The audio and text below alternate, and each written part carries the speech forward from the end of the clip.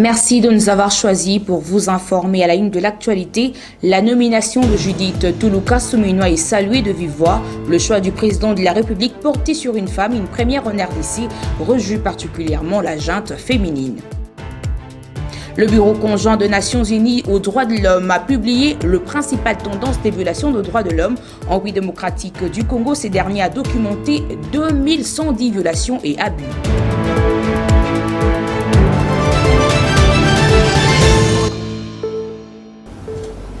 Madame, Messieurs, bienvenue. Au premier plan, nous débutons ce journal par la nomination du nouveau Premier ministre sur ordonnance présidentielle signée le 1er avril par Félix-Antoine Tshisekedi. Judith Toulouka Souminois est la première femme en République démocratique du Congo à assumer ces postes. Dans ses premiers mots, elle a reconnu la lourde charge lui confiée par le président de la République. Suivez ces reportages de nos confrères de la presse présidentielle.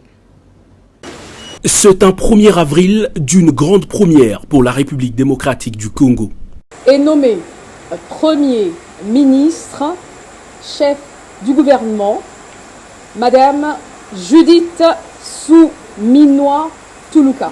Une femme chef du gouvernement, il fallait au-delà de la volonté du président de la République un profil de taille et une intelligence avérée comme celle qu'incarne Judith Souminois Toulouka.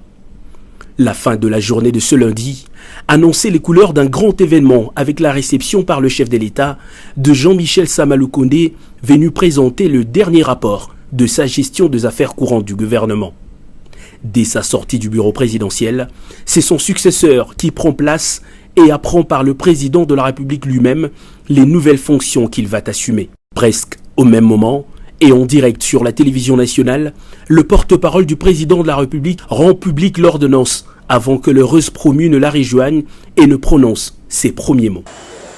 Pour commencer, je voudrais remercier son Excellence M. Félix-Antoine Tshisekedi Tshilombo, président de la République et chef de l'État, pour la confiance qu'il me fait en me nommant Premier ministre.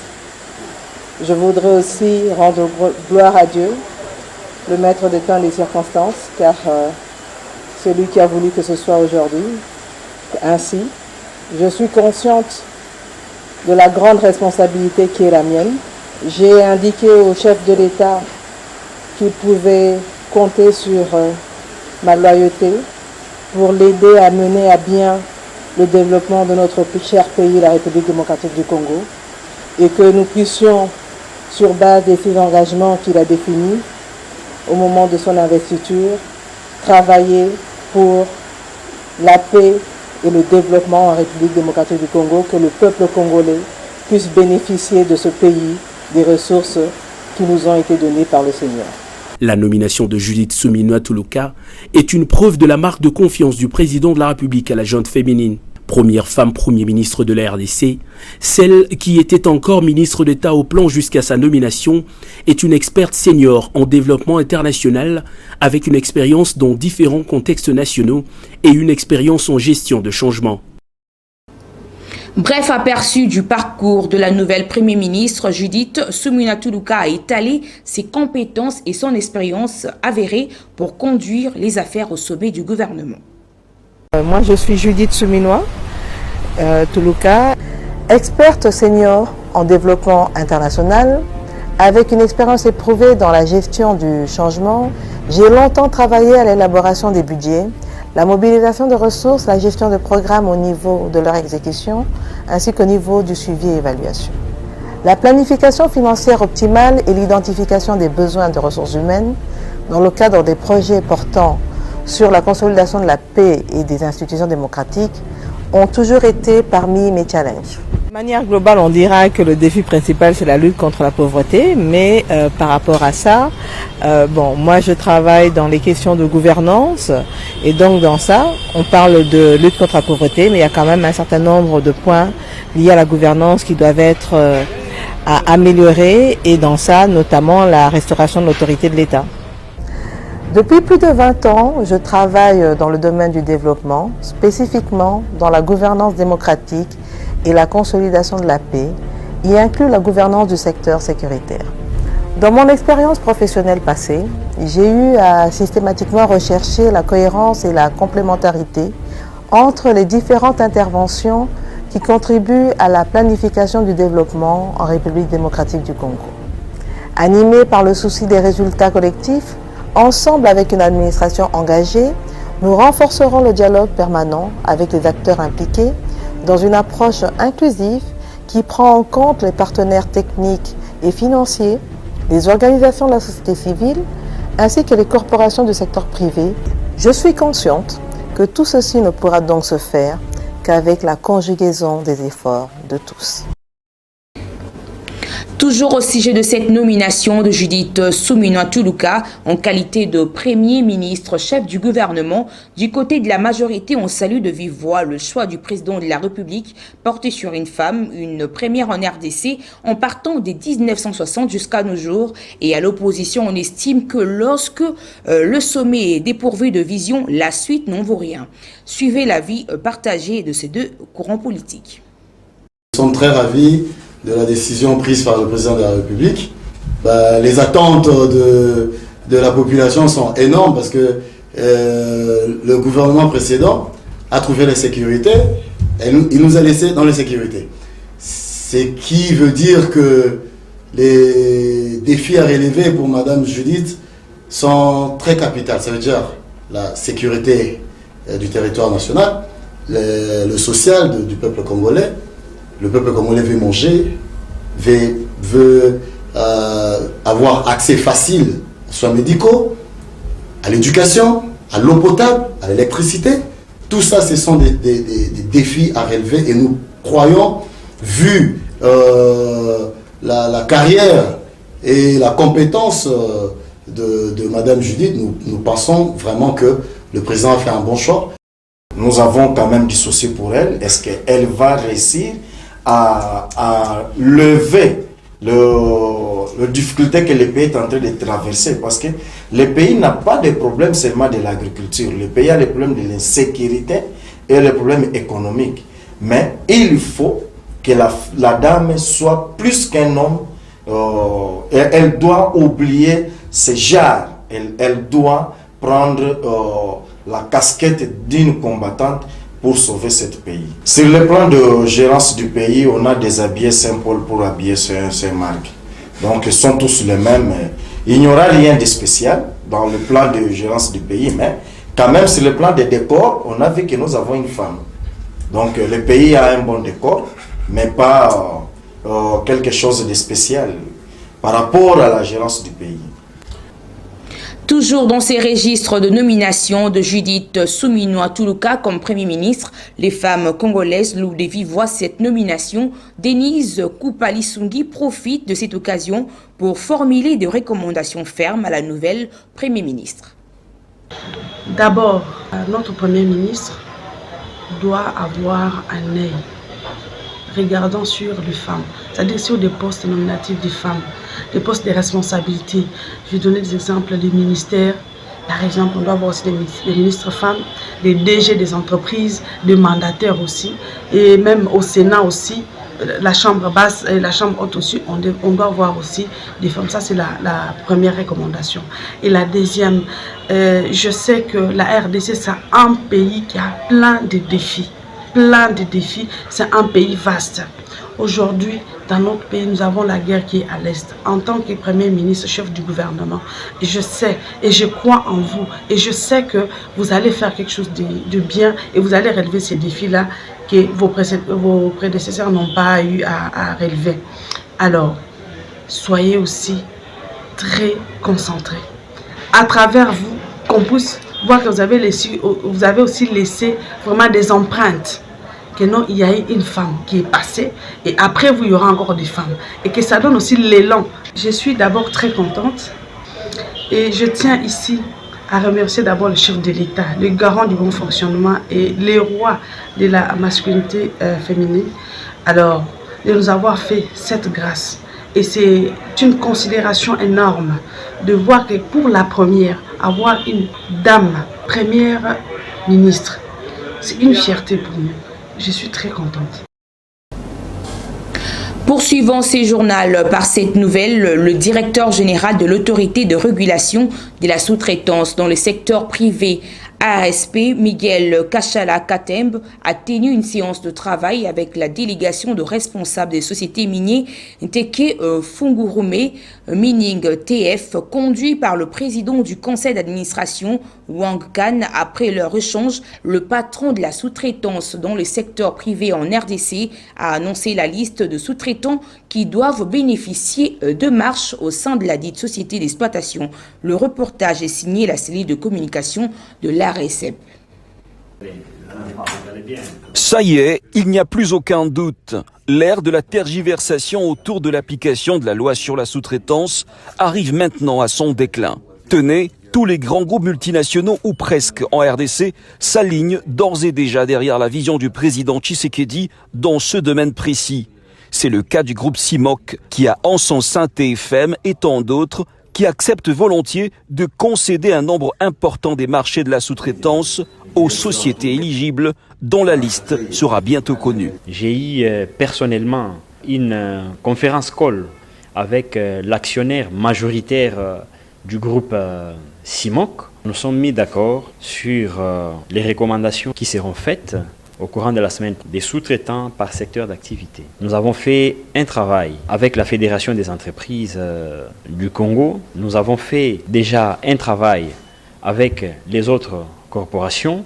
Nous sommes arrivés au niveau où l'ARSP, sous la vision du chef de l'État, a créé ces opportunités et l'ARSP continuera à créer ces opportunités. Teke Fungurume Mining, un des géants miniers qui dispose d'une importante réserve du cuivre et du cobalt au monde, apprécie à juste titre les efforts du chef de l'État et de son bras armé, Miguel Kachala Katembe.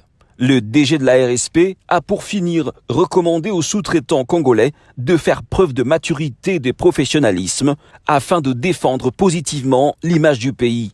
C'était avant de recevoir un présent très symbolique, un tableau représentant la dynastie Song, ancienne capitale de la Chine, qui s'est développée grâce au contenu local dont il souhaite pour la RDC. Dans un autre registre, c'est peut-être une solution durable et salvatrice pour la route Kalamba-Mbouji. Cette voie d'intérêt communautaire trouve la suite favorable à travers un partenariat gagnant-gagnant entre la RDC et la Chine.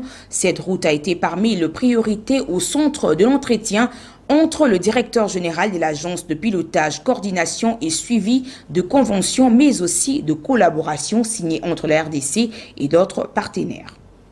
Nous sommes donc venus recevoir les instructions de son Excellence Monsieur le Président de la République pour qu'il nous donne ses priorités.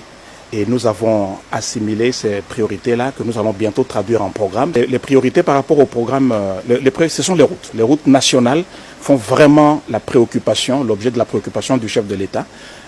Dans le cadre du programme sino-congolais, par exemple, il nous a instruit à avoir la route nationale numéro 1 qui va dans le tronçon qui va de Mbujimai jusqu'à Ngouba. Il nous a instruit à faire la rocade, la route de contournement à programmer, hein, c'est pas nous qui faisons, mais nous programmons ça, le contournement autour de Kinshasa, et puis une route de contournement qui va aller de Mboudi jusqu'au niveau de Njili. Et puis il nous a aussi instruit à ne pas oublier l'axe Kalamba-Mbouji-Kananga, qui est très utile pour le développement du centre de la République, pour ne parler que de ces projets-là. Mais les grandes lignes, les grandes priorités essentiellement, dans le cadre du programme sino-congolais, ce sont ces routes nationales. Et dans le programme plus vaste de l'APCSC, c'est les routes nationales, les projets de fourniture en électricité, des projets d'acquisition d'un satellite d'information, un satellite de communication, je voulais dire, et plusieurs autres projets. En province, le service de sécurité ont arrêté le chef de secteur Kobo et le commandant de la police de cette partie du territoire de Djougou suite à la mort d'un détenu dans le cachot. Le commentaire est signé Richard Nawej.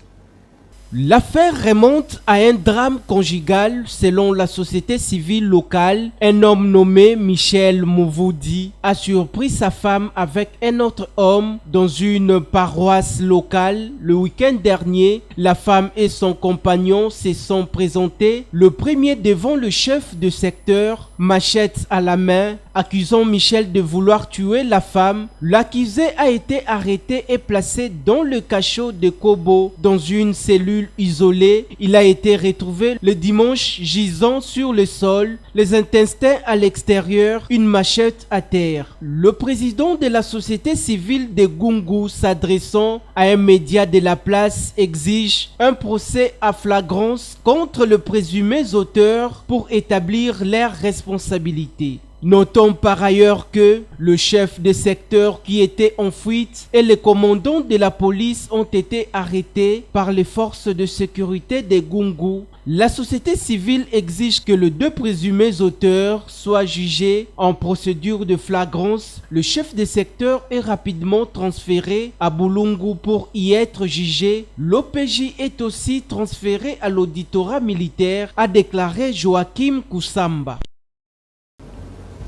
Parlons cette fois-ci de la situation sanitaire à Maniema. Sachez que la province a enregistré plus de 50 000 cas de tuberculose sensible et 25 cas de pharmacorésistance en 2023, selon le chiffre révélé par le docteur Raphaël Ngongo, coordonnateur provincial du programme de lutte contre la lèpre et la tuberculose.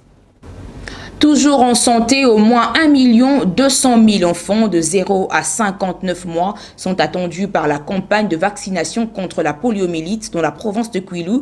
La campagne a été lancée le week-end dernier à Bandundu-Ville par le gouverneur intérimaire Félicien Kiwai après 8 cas de paralysie flasque aiguë notifiés depuis le mois de janvier.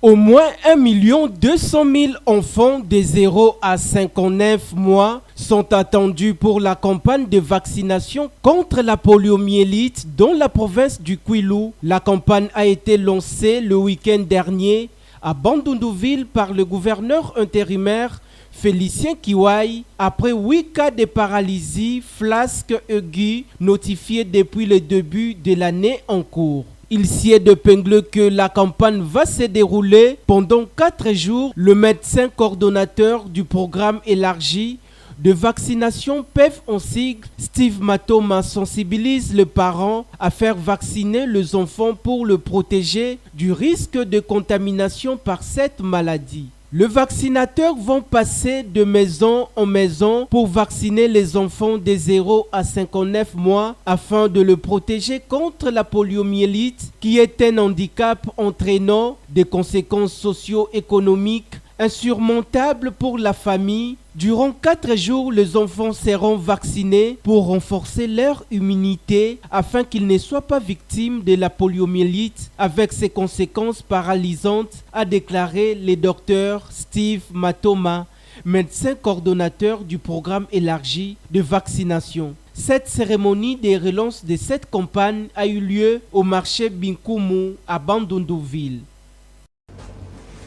Dans un autre chapitre, on parle de l'alerte sur les conditions carcérales de prisonniers. Le Bureau conjoint des Nations Unies aux droits de l'homme a publié le lundi 1er avril dernier le principal tendance de violation des droits de l'homme en République démocratique du Congo. Ces derniers a documenté 2110 violations et abus de droits humains en RDC, parmi lesquels 59% sont attribués aux groupes armés. Cette fois-ci, le valeur nutritive, que savez-vous de la citronnelle? Découvrons ses bienfaits. La citronnelle ou verveine de Zinde, de son nom scientifique Symbopogon citratus, est une espèce de plante herbacée tropicale cultivée pour ses tiges et feuilles aux qualités aromatiques. La citronnelle possède plusieurs vertus. Ces tiges fraîches sont employées dans la cuisine pour leur goût citronné, infusées dans le bouillon ou le plat en sauce. Mais ce sont leurs vertus anti-moustiques qui sont les plus connues. Ce n'est pourtant pas la seule qualité de cette plante médicinale dont les feuilles sont traditionnellement utilisées dans d'autres indications. Retenons que la citronnelle a des propriétés digestives, elle soutient le fonctionnement des reins, elle est anti-inflammatoire et antidouleur sous sa forme d'huile essentielle en cas de rhumatisme et d'arthrite. L'huile essentielle de citronnelle a également des vertus anxiolytiques. Enfin, en cas de forte transpiration des pieds, cette huile exerce une action déodorante et régulatrice. Il est également possible de mettre quelques gouttes dans ce chaussure pour éviter le mauvais odeur. En définitive, le bulletin météorologique, la pluie sera au rendez-vous ce mercredi. La température à Kinshasa sera de 23 degrés Celsius avec une température plus chaude ressentie de 25 Celsius. La force du vent skiera aux alentours de 3 km/h, tandis que l'après-midi, de nombreuses éclaircies parsemeront le ciel. La température atteindra 35 degrés Celsius, marquée par une température plus chaude de 41 degrés Celsius. Et enfin, les nuages seront absents. La température retombera vers 29 degrés Celsius, mais la température ressentie sera plus chaude de 31 degrés Celsius.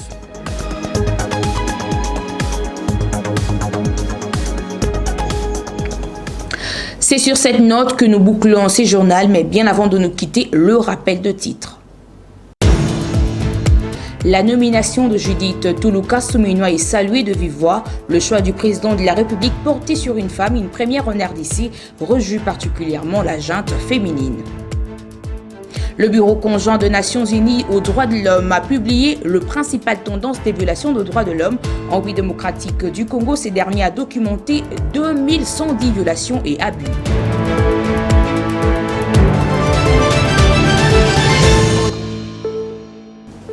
Merci infiniment de la confiance nous accordée. D'ici là, portez-vous bien. Bonne suite de nos programmes. À la prochaine.